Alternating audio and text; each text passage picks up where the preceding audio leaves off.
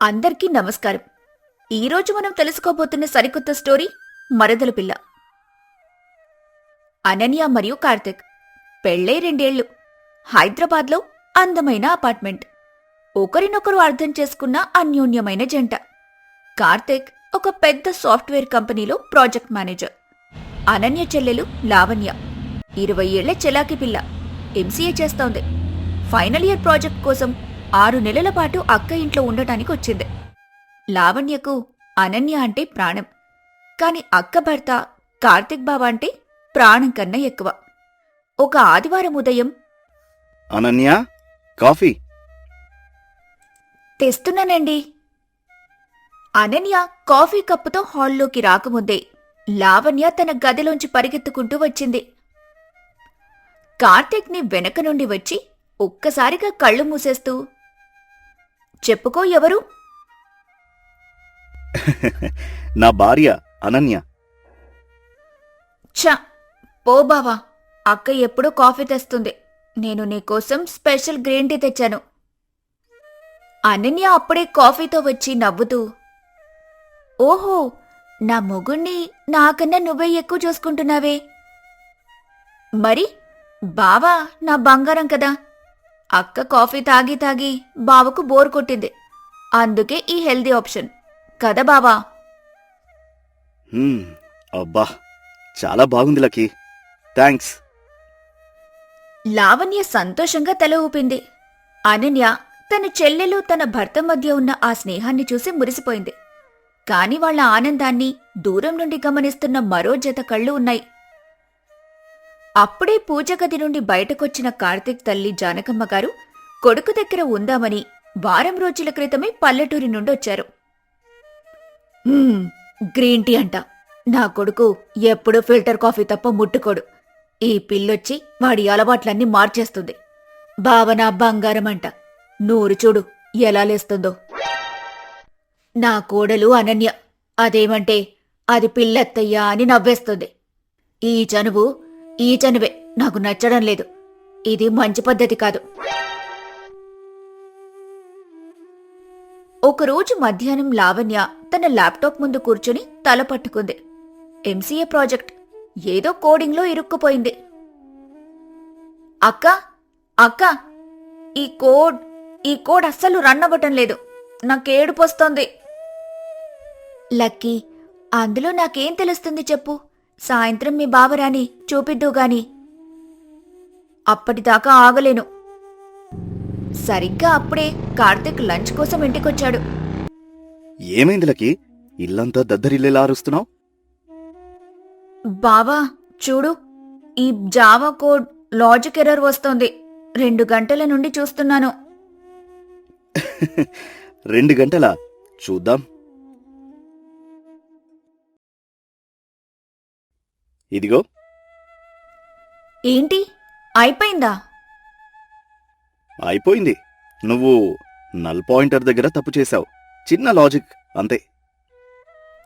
లావణ్య కళ్ళు పెద్దవి చేసి ఆరాధనగా, అంతేనా? బావా, నువ్వు నిజంగా జీనియస్. ఐ లవ్ యూ బావా. నువ్వు లేకపోతే నేను ఈ ప్రాజెక్ట్ ఫెయిల్ అయిపోయేదాన్ని. అనన్య నవ్వుతూ చూస్తోంది. కాని వరండాలో జానకమ్మ ఇదంతా గమనించారు. ఐ లవ్ యూవా? పొద్దున్న బంగారం అంది, ఇప్పుడు జీనియస్ అంటోంది. ఐ లవ్ యూ కూడా అనేసింది. నా కొడుకు ఏదో కోడ్ చెప్తే దానికి ఈ పిల్ల ఎంత పొంగిపోవాలా? మొగుడు జీనియస్ అయితే పెళ్ళాం మురిసిపోవాలి. ఈ మరదలు పిల్ల ఎందుకు ఇంతగా ఉప్పొంగిపోతుంది? ఇది కేవలం అభిమానంలా లేదు. ఆ రోజు సాయంత్రం కార్తిక్ ఆఫీస్ నుంచి అప్పుడే వచ్చాడు. అబ్బా, ఈరోజు మీటింగ్లతో తల తిరిగిపోయింది. అయ్యో రండి, వేడి నీళ్లు పెడతాను. అనన్య లేవబోతుండగా లావణ్య తన గదిలోంచి పరిగెత్తుకుంటూ వచ్చింది.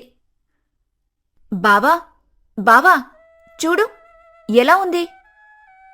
కార్తిక్ తల ఎత్తి చూశాడు. లావణ్య ఒంటినంటి పెట్టుకొనున్న ఒక మోడర్న్ ఎల్లో డ్రెస్ వేసుకుని ఉంది. అది కొంచెం పొట్టిగా కూడా ఉంది.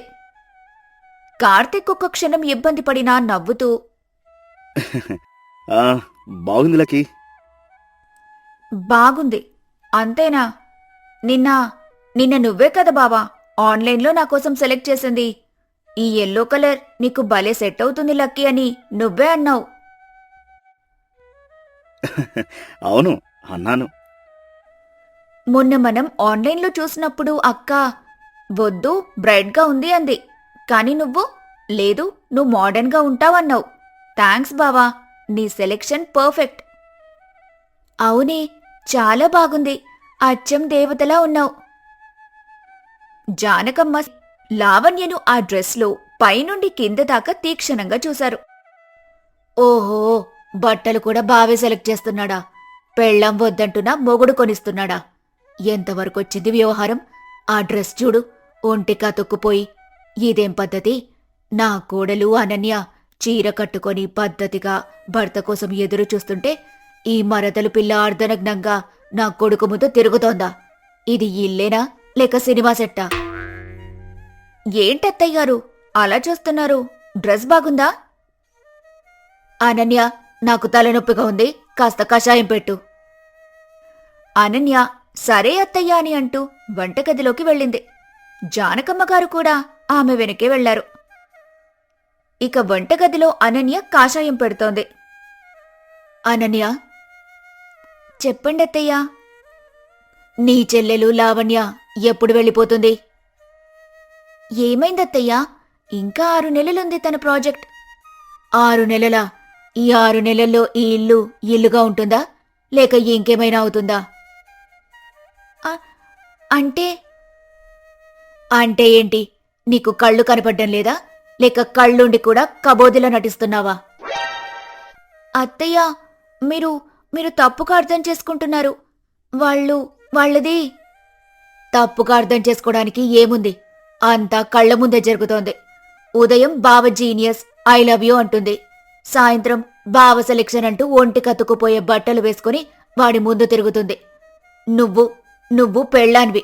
నీ స్థానమేంటి? అది చిన్నపిల్ల అత్తయ్యా, దానికి లోకజ్ఞానం లేదు.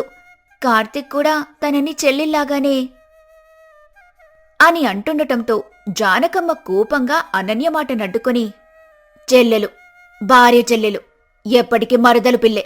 గుర్తుపెట్టుకో అనన్య, మా ఊర్లో మా దూరపు బంధువు శాంత అచ్చం నీలాగే అమాయకురాలు. చెల్లెలు చదువుకుంటోందని ఇంట్లో పెట్టుకుంది. 6 నెలలు, కేవలం 6 నెలలు తిరిగేసరికి ఆ బావ మర్దళ్ళిద్దరూ లేచిపోయారు. ఆ శాంత ఇప్పుడు పిచ్చిదానిలా రోడ్ల మీద తిరుగుతోంది. అత్తయ్యా, ఇది నిజం. కళ్ళారా చూసిందాన్ని. మగాడు మగవాడే. తేనెటీగలాంటివాడు. నువ్వు కట్టుకున్న పెళ్ళాన్వి, తులసి మొక్కలాంటి దానివి. కాని నీ చెల్లెలు అది రంగురంగుల మందార పువ్వులా వాడి కళ్ల ముందు తిరుగుతోంది. తులసిని దేవుడికి పెడతారు, కాని మగాడి కన్ను ఆ రంగుల పువ్వు మీదే ఉంటుంది అని జానకమ్మ అనటంతో అనన్య కళ్లల్లో నీళ్లు పెట్టుకుని, నా భర్త అలాంటివాడు కాదత్తయ్యా. నా చెల్లెలు కూడా అలాంటిది కాదు. ఎవ్వరూ మొదట అలాంటి వాళ్లు కారు. పరిస్థితులే వాళ్ళనలా మారుస్తాయి. ఆ చనువు, ఆ గ్రీన్ టీ సేవలు, ఆ డ్రెస్ సెలెక్షన్లు, ఆ కోడింగ్ క్లాసులు ఇవే దారితీస్తాయి. పాముకి పాలు పోసి పెంచుతున్నావు. అదెప్పుడు నిన్నే కాటేస్తుందో చూస్తూ ఉండు. నేను చెప్పాల్సింది చెప్పాను. నీ కాపురం ఇక నీ చేతుల్లోనే ఉంది. జానకమ్మగారు కషాయం తీసుకుని గదిలోంచి వెళ్లిపోయారు. అనన్య అక్కడే వంటగదిలో నిలబడిపోయింది. అత్తగారు చెప్పిన శాంత కథ ఆమె గుండెల్లో ఒక భయంకరమైన ముల్లులా గుచ్చుకుంది. ఆ రాత్రి కార్తిక్ ఆఫీస్ పని చేసుకుంటూ హాల్లో కూర్చున్నాడు. అనన్య అత్తగారి మాటలతో కలవరపడి గదిలో మౌనంగా కూర్చుంది. నిజానికి ఆమె మనసులో లేదు. అనన్య, కాఫీ. అనన్య నుండి సమాధానం లేదు. ఆమె ఆలోచనల్లో మునిగిపోయింది. అనన్య.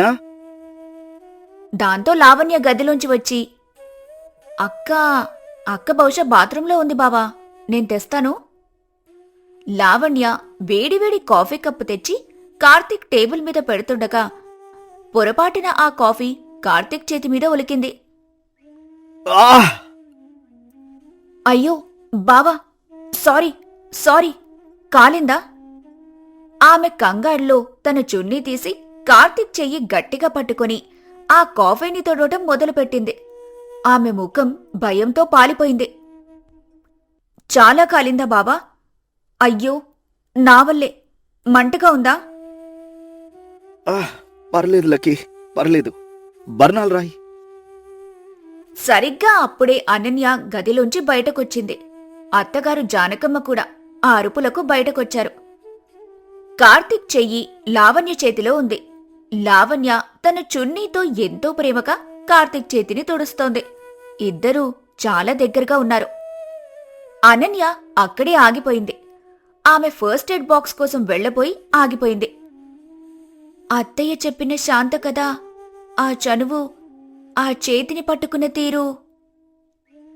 అనన్యకు తెలియకుండానే ఆమె కళ్ళు వాళ్ళిద్దరినీ అనుమానంగా చూడటం మొదలుపెట్టాయి. లావణ్య మా ఆయన చేతిని ఎంత గట్టిగా పట్టుకుంది. తన చున్నీతో ఎందుకు తుడుస్తోంది? నీళ్లు లేవా? ఆ కంగారు మామూలు కంగారులా లేదు. ఆ కళ్ళల్లో భయం. అది బావ మీద గౌరవమా లేక? అప్పుడే జానకమ్మ అనన్య పక్కన నిలబడింది. కేవలం అనన్యకు మాత్రమే వినపడేలా విషపు నవ్వు నవ్వి, చూసావా అత్తయ్య, అది కాఫీ ఒలికితే పెళ్ళాం పరిగెత్తుకు రావాలి. ఇక్కడ మరదలు పిల్ల తన చున్నీతో చెయ్యి పట్టుకుని రాస్తుంది. అవును, కాఫీ పడింది, అందుకే లావణ్య తుడుస్తోంది. ఇందులో తప్పేముంది అని మనసులో అనుకుంది అనన్య. కాని ఆమె గుండె వేగంగా కొట్టుకోవడం మొదలైంది. ఇక జానకమ్మ అనన్య చెవిలో, ఆ చేతిని అది పట్టుకున్న తీరు చూడు. అది బావ మీదున్న గౌరవంతో పట్టుకున్నట్టు లేదు, మొగుడి మీదున్న ప్రేమతో పట్టుకున్నట్టుంది. పాము కాటేయటం మొదలుపెట్టింది అనన్య. జానకమ్మ గారి మాటలు అనన్య చెవిలోంచి నేరుగా గుండెల్లోకి విషపు బాణంలా దూసుకెళ్లాయి. అనన్య తన భర్త వైపు, తన చెల్లెలి వైపు చూసింది. వాళ్ళిద్దరూ ఇంకా అదే స్థితిలో ఉన్నారు. కార్తీక్ నొప్పితో కళ్ళు మూసుకొని ఉన్నాడు. లావణ్య భయంతో కార్తీక్ చేతిని చూస్తోంది. వాళ్ళిద్దరినీ అలా చూస్తుంటే అనన్య మనసులో మొదటిసారి ఒక భయంకరమైన అనుమానం పుట్టింది. అసలు జానకమ్మ ఎందుకిలా ప్రవర్తిస్తోంది? అనన్య మనసులో పుట్టిన ఈ అనుమానం ఆ అందమైన కుటుంబాన్ని నాశనం చేయబోతుందా? లేక ఈ కథలో మనకు తెలియని ఇంకేదైనా కోణముందా? ఇవన్నీ తెలుసుకోవాలంటే మన వీడియోని లైక్ చేసి పార్ట్ 2 కావాలి అని కామెంట్ చేయండి. గది కిటికీలోంచి ఉదయిస్తున్న సూర్యుడి లేత కిరణాలు రోజా ముఖంపై పడుతున్నాయి.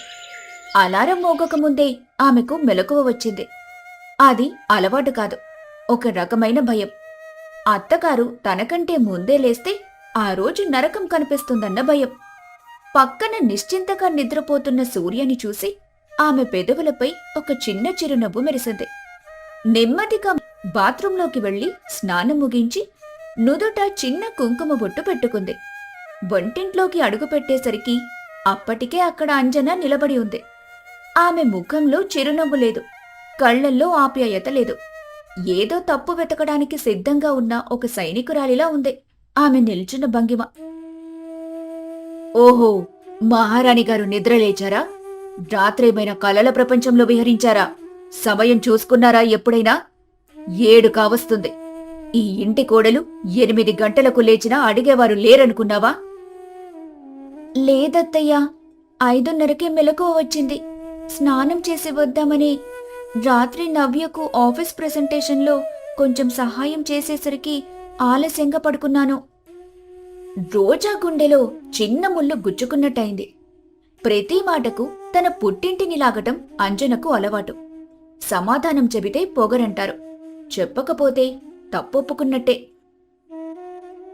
క్షమించండి అత్తయ్యా, రేపటి నుండి ఇంకా త్వరగా లేవడానికి ప్రయత్నిస్తాను. కాఫీ తీసుకురమ్మంటారా? నాకవసరం లేదు. ముందు వెళ్ళి నీ మొగుడికివ్వు. పెళ్ళాం చేత్తో కాఫీ తాగకపోతే వాడికి రోజు గడవదుగా ఈ మధ్య. ఆ తర్వాత మీ మావయ్య గారికివ్వు. ఆయనకు కాఫీలో పంచదార 1 స్పూన్ ఎక్కువ ఉండాలి, డికాషన్ కొంచెం తక్కువగా ఉండాలి. గుర్తుపెట్టుకో, మళ్ళీ పొరపాటు చేశావంటే బాగోదు. రోజా మౌనంగా తల ఊపి కాఫీ కలపడం మొదలుపెట్టింది. ప్రతి కదలికను అంజన ఒక డేగలా గమనిస్తోంది. ఆ కాఫీ పొడి ఎందుకు వాడుతున్నావు? నిన్న నేను తెచ్చిన కొత్త బ్రాండ్ ఏమైంది? ప్రతిదీ పాడు చేయడమేనా నీ పని? అది అది నిన్న నవ్య తన ఫ్రెండ్స్ వస్తే వాడిందత్తయ్యా, అయిపోయిందని చెప్పింది. నా కూతురు వాడితే తప్పేంటి? ఈ ఇంటికి యజమానురాలు అది, నువ్వు కాదు. ఉన్నదాంట్లో సర్దుకోవడం నేర్చుకో. ఇప్పుడు ఈ పాత కాఫీ పొడితోనే అందరికీ ఇవ్వు. వచ్చిన వాళ్లకి ఏం చెప్పాలో నాకు తెలుసు. మా కోడలు కొత్తది డబ్బాలో పోయడం మర్చిపోయిందండి, ఏమనుకోకండి అని చెబుతాన్లే. పరువు పోయేది నీదే, నాది కాదు. రోజా కళ్ళల్లో నీళ్లు తిరిగాయి, కాని వాటిని బయటకు రానియలేదు. కాఫీ కప్పులు తీసుకుని ముందుగా శంకర్ గారి గది వైపు నడిచింది. శంకర్ పేపర్ చదువుతూ లోకంలో లీనమైపోయి ఉన్నాడు.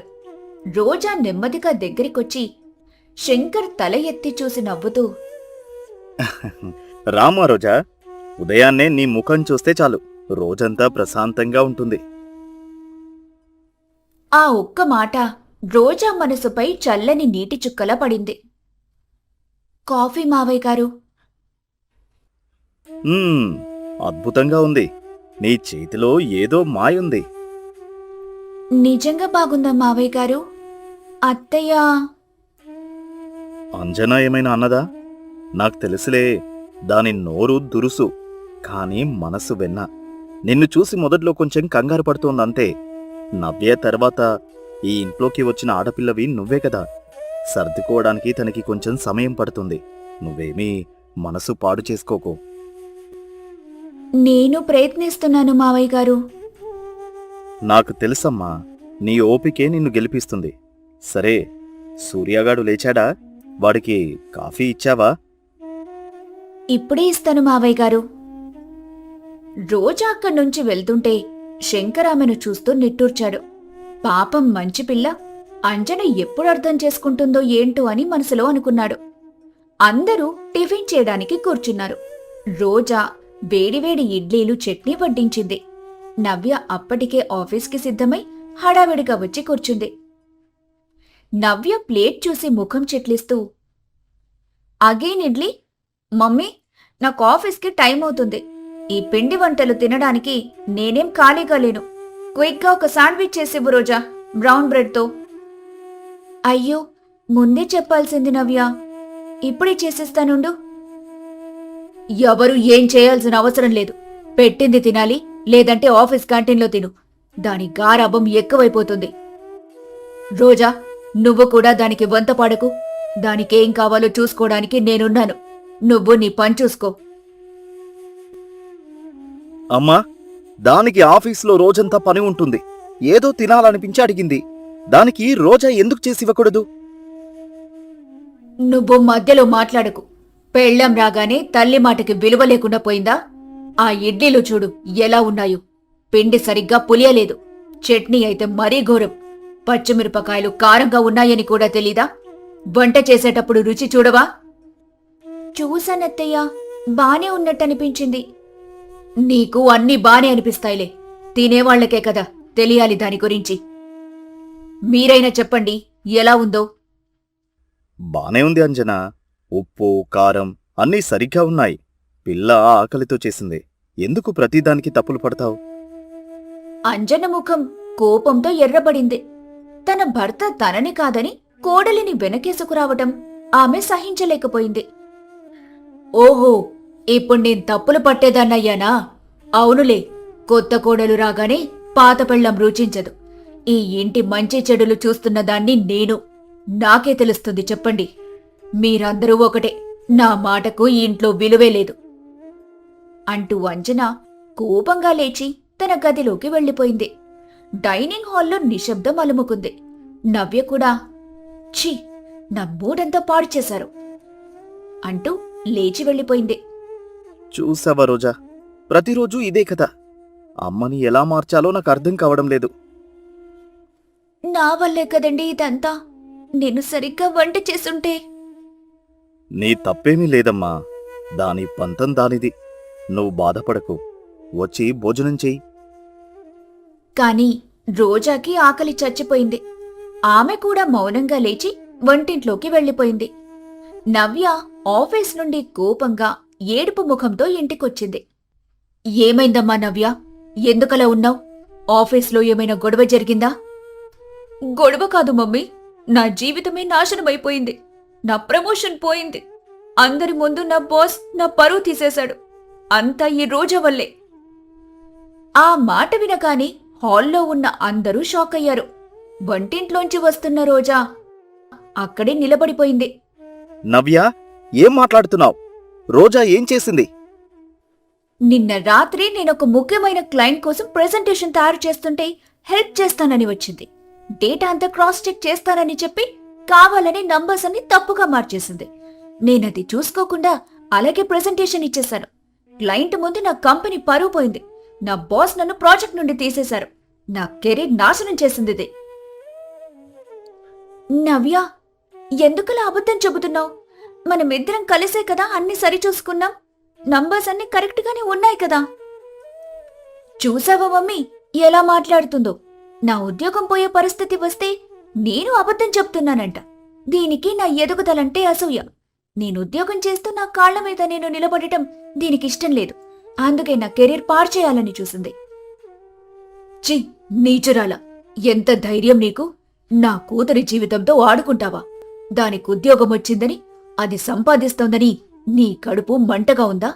నువ్వింట్లో ఖాళీగా కూర్చొని తింటున్నావని నా కూతురు కష్టపడి పైకి రావడం చూసి ఓర్వలేకపోయావా? నేనెందుకలా చేస్తానత్తయ్యా? నవ్య ఎదుగుతుంటే నేను కూడా సంతోషిస్తాను, కాని ఎందుకు అసూయపడతాను? నేను కూడా ఎంబీఏ చేశాను. నాకు ఉద్యోగం విలువ తెలుసు. ఆపవే నీ చదువుల గొప్పలు. చదువుకుంటే సరిపోదు, సంస్కారం ఉండాలి. నా కూతురి జోలికి ఇంకోసారి వచ్చావంటే నిన్ను ఈ ఇంట్లో నుంచి బయటకు గెంటేస్తాను. జాగ్రత్త. అమ్మా, ఆపు! అసలు నిజానిజాలు తెలుసుకోకుండా రోజాని ఎందుకు తిడతావు? ఒకవేళ పొరపాటు జరిగి ఉండొచ్చు.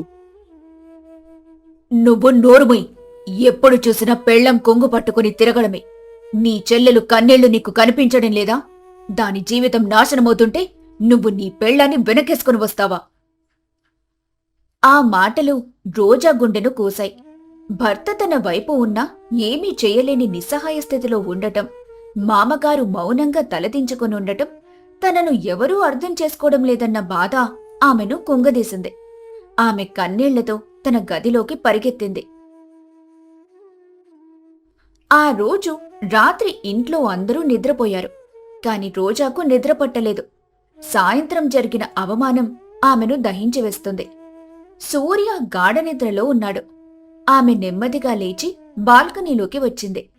చల్లని గాలి ఆమె ముఖాన్ని తాకుతుంటే మనసులోని భారం కొద్దిగా తగ్గినట్టు అనిపించింది. అదే సమయంలో ఆమె ఫోన్ వైబ్రేట్ అయింది. స్క్రీన్పై అన్నోన్ నంబర్ అని కనిపించింది. ఇంత రాత్రి ఎవరు ఫోన్ చేస్తున్నారా అని ఆశ్చర్యపోతూ కొంచెం భయంతోనే కాల్ లిఫ్ట్ చేసింది. హలో, ఎవరు? అవతలి నుండి ఎటువంటి సమాధానం లేదు. ఎవరో కావాలని గొంతు మార్చి మాట్లాడుతున్నట్టు లేదా ఏదో పరికరం ద్వారా మాట్లాడుతున్నట్టు అనిపించింది. హలో, ఎవరు మాట్లాడరేంటి? అప్పుడు ఒక గంభీరమైన వణుకుతున్న మగ గొంతు వినిపించింది. నువ్వు రోజా కదూ? సూర్య భార్యవి. అవును, మీరెవరు? ఏం కావాలి? నేనెవరు నీకు అనవసరం. నేను చెప్పేది జాగ్రత్తగా విను. ఈ ఇంట్లో నువ్వు చూస్తున్నది నిజం కాదు. నీ చుట్టూ ఉన్న వాళ్ళని గుడ్డిగా నమ్మకు. ప్రతి నవ్వు వెనుక ఒక నాటకముంది. ప్రతి మాట వెనుక ఒక మోసముంది. ఏం మాట్లాడుతున్నారు మీరు? నాకు అర్థం కావటం లేదు. అర్థం చేసుకోవడానికి ప్రయత్నించు. ముఖ్యంగా మీ అత్తగారిని, అంజనను అస్సలు నమ్మకు.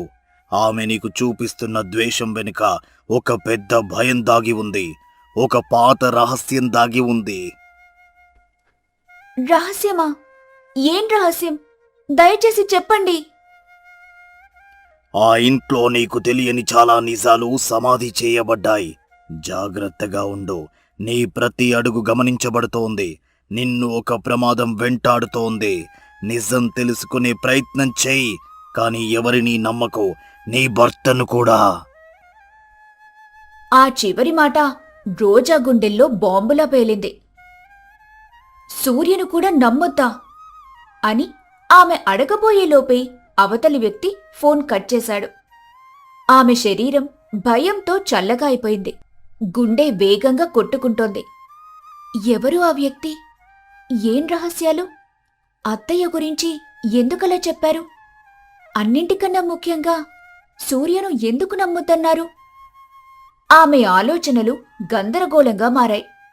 తను అడుగుపెట్టింది ఒక మామూలు అత్తగారింటికి కాదని, రహస్యాల వలయంలో చిక్కుకున్న ఒక పద్మవ్యూహంలో అని రోజాకు ఆ క్షణంలో అర్థమైంది.